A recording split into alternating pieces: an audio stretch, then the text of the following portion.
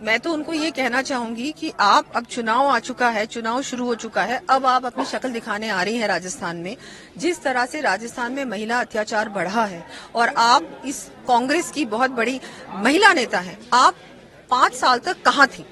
एक भी इंसिडेंट जब राजस्थान में महिला अत्याचार का हुआ, क्या वो एक बार भी आई? क्या उन्होंने पीड़िता के परिवार से मिलने का प्रयास भी किया? बिल्कुल भी नहीं। महिला अत्याचार बढ़ा है, इतना लॉ एंड ऑर्डर जीरो हो चुका है राजस्थान में, तब वो क्यों नहीं दिखती हैं?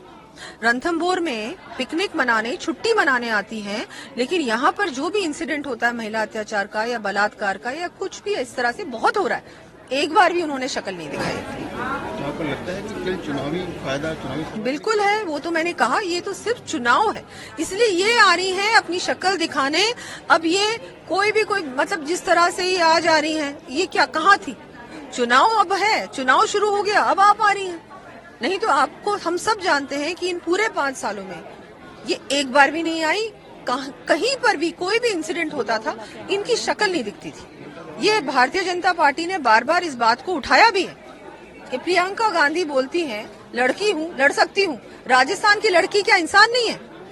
उसके परिवार के लिए आप कभी भी खड़ी हुई उनके साथ?